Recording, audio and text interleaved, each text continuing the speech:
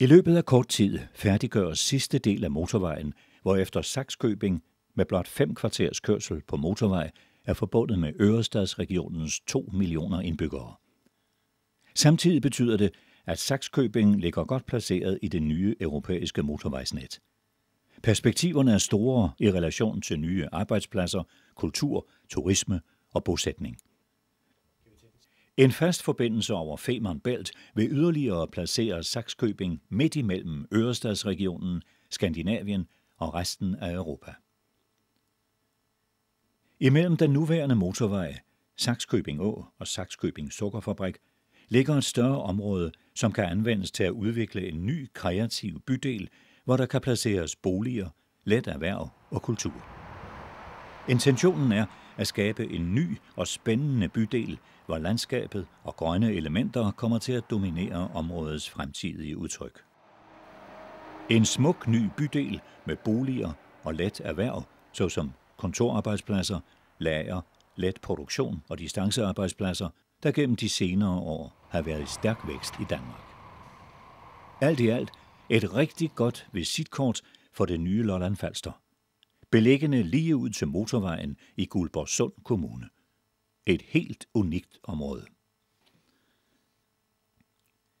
Centralt ved Nykøbingvej, Stadionvej og motorvejsafkørslerne er det muligt at etablere et attraktivt velkomstcenter med eksempelvis tankeanlæg og tilhørende restaurant i et moderne arkitektonisk formsprog.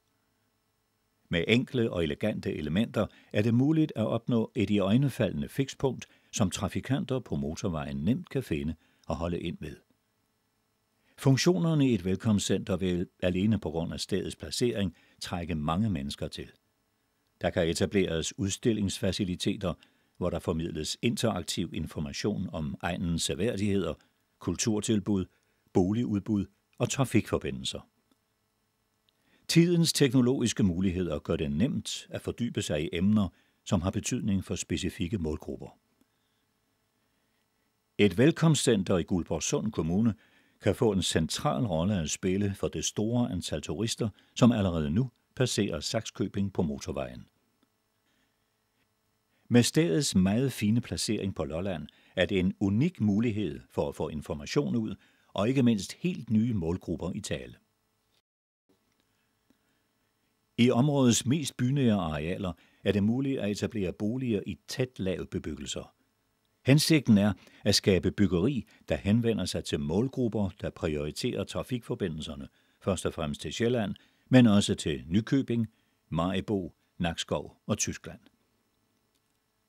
De rigtige bebyggelser vil kunne tiltrække førstegangskøbere, primært unge børnefamilier, som ellers ville købe hus i Næstved, Vordingborg eller på Møn. Og nye boliger i et moderne formsprog med fælles faciliteter som legepladser, grønne områder, fitness og fælleshuse vil være et godt aktiv i en helstøbt ny bydel.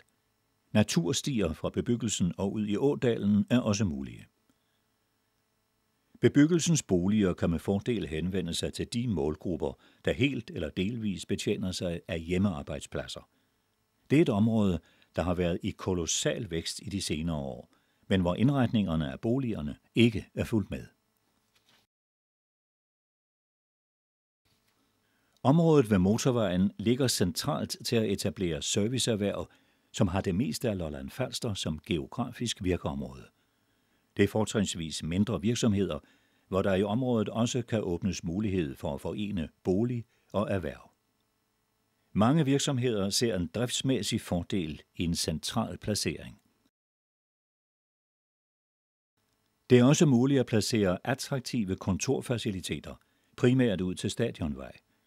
Denne vej kan som et led i udviklingen af bydelen ombygges med en mere bymæssig udformning med gadetræer, gadelys og fællestier. I en moderne kreativ bydel vil det være nærliggende at etablere gode og fremsynede faciliteter for kulturlivet. I et af de grønne områder foreslås der etableret et område, som kan anvendes til koncerter, forlystelsespark og andre arrangementer. Også på dette felt er områdets centrale placering helt unik. Derfor vurderes det nærmere, hvordan der kan forberedes faciliteter til større koncerter i form af parkeringsanlæg, forsyning, støjafskærmning og den landskabelige bearbejdning af publikumsområderne. I forbindelse med detailudformningen af området vil bearbejdningen af de grønne kiler og friarealer få en central rolle. Hele området ligger op til Sakskøbing Å og Tunneldalssystemet, som åen er en del af. Dette areal kan bevares som en zone med vådområder og overdrevslandskaber. I overgangen til den kommende bebyggelse er det muligt at etablere afskærmende beplantning, således at den nye bydel kun i meget begrænset omfang er synlig fra åen. Det foreslås, at den slørende beplantning i selve ådalen fjernes, således at købstadens karakteristiske profil fremtræder som et markant fikspunkt i landskabet. Mulighederne er til stede for at etablere en ny kreativ bydel i Sakskøbing, lige ud til motorvejen, i Guldborgsund Kommune. Visionsoplægget til udvikling af en ny bydel i Sakskøbing er modtaget yderst positivt af politikerne i Guldborgsund Kommune. Der arbejdes nu for at skabe et konstruktivt samarbejde mellem private investorer og offentlige myndigheder til gavn for en positiv udvikling af et unikt område omkring Sakskøbing i Guldborgsund Kommune. Mulighederne for området er enorme, og kun fantasien sætter grænser for udviklingen.